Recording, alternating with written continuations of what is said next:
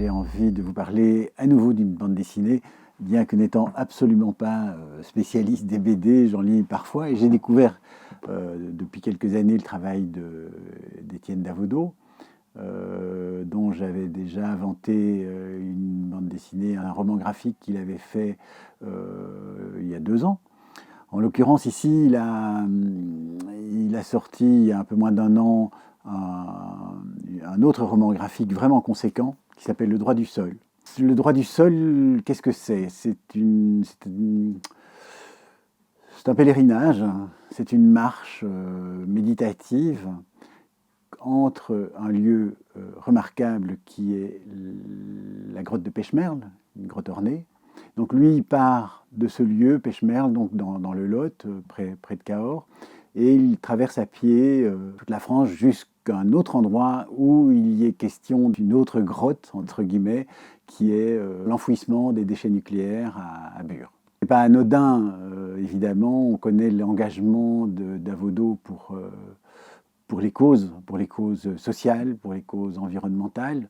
D'emblée, il nous met dans la réflexion de l'usage du sol depuis 30 000 ans, on va dire 28 000 ans dans le cas de Pechmerle. Sapiens qui nous ont légué extraordinaire travail artistique. On ne connaissait pas leur motivation, mais elle n'était en aucun cas négative, ils nous laissaient quelque chose, mais c'était quelque chose qui était imaginé dans la beauté. Dans sa traversée vers Bure, ça fait plus ou moins une traversée de 800 km, il a mis 2 mois, je pense, pour faire ce trajet. Il a rencontré réellement ou virtuellement des personnes au fur et à mesure de son voyage. Alors c'est assez amusant parce qu'en fait il y a des personnes qu'il a vraiment rencontrées sur le chemin, et puis il y a mis par la magie du dessin des personnes qu'il a rencontrées dans leur bureau ou à d'autres endroits, et qui sont toutes d'une façon ou d'une autre concernées par l'enjeu nucléaire. L'enfouissement de Bure, il n'y a pas eu de consultation publique par rapport à ces décisions. Il y a eu, quoi qu'il en soit, beaucoup de résistance. Cette résistance a été complètement combattue et finalement, oui, écartée par des moyens extrêmement violents. Comme tout ce qui concerne en fait l'enjeu nucléaire en France et ailleurs, hein, bien clairement. Le problème du nucléaire n'est en aucun cas résolu.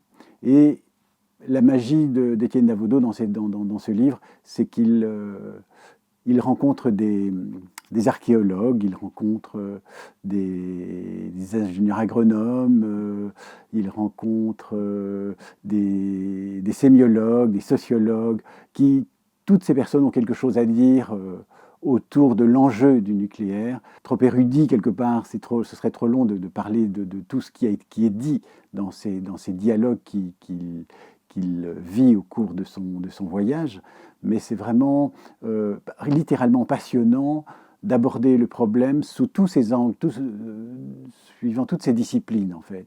Il arrive à Bure où plus il se rapproche du lieu stratégique, plus la gendarmerie et les forces d'intervention sont présentes.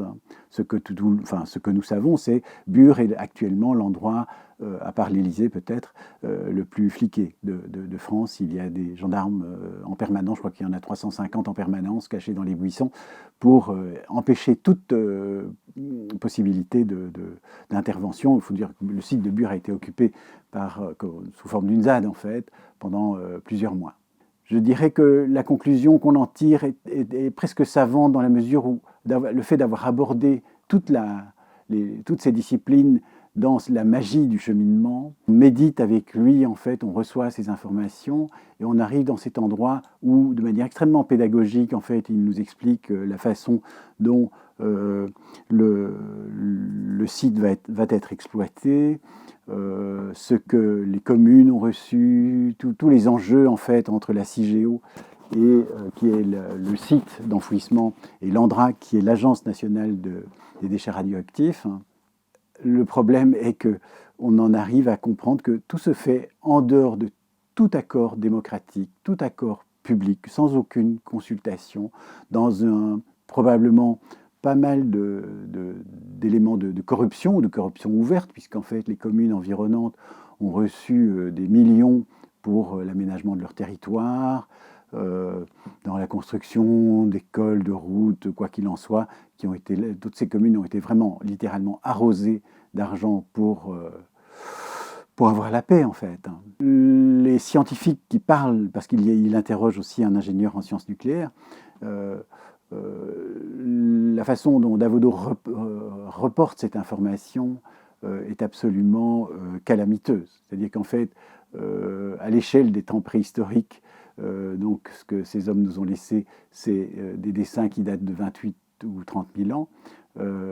Ici, on parle de déchets nucléaires à vie longue, de haute radioactivité, de haute activité. On va en avoir pour plus de 100 000 ans. Comment préviendra-t-on les générations, si on arrive jusque-là, comment les préviendra-t-on de la dangerosité du lieu, des choses qui y sont enterrées, comment pérenniser ce stockage? On mesure en fait le côté tout à fait improbable, désorganisé et vraiment de mise sous le tapis de ces déchets nucléaires. Ce problème n'est pas résolu, ne l'était pas et manifestement ne le sera pas avant très très longtemps. On continue à brûler, à utiliser du combustible nucléaire, mais aucune solution n'existe encore pour savoir, sinon celle de la mettre vraiment, littéralement, de les mettre sous le tapis. Et à cet égard, je voudrais reprendre une réflexion qu'Hannah Arendt livre dans son bouquin ici de Eichmann à Jérusalem, si certains d'entre vous ont lu ce livre absolument remarquable, et par rapport au problème de la responsabilité. En général, le degré de responsabilité augmente à mesure qu'on s'éloigne de l'homme qui manie l'instrument fatal de ses propres mains. Nous ne sommes pas consultés par rapport à l'enfouissement de ces déchets, dont la durabilité dépasse toute l'imagination, puisque Homo sapiens, nous avons plus ou moins 100 000 ans. Donc ça veut dire que la longévité de ces déchets dépasse largement notre évolution, le temps de notre évolution récente. Et il y a des responsabilités successives des gouvernements successifs, qu'ils soient socialistes ou conservateurs. Personne n'a pris la peine de s'interroger parce que la nécessité, elle est stratégique, évidemment. Ça, on l'a bien compris.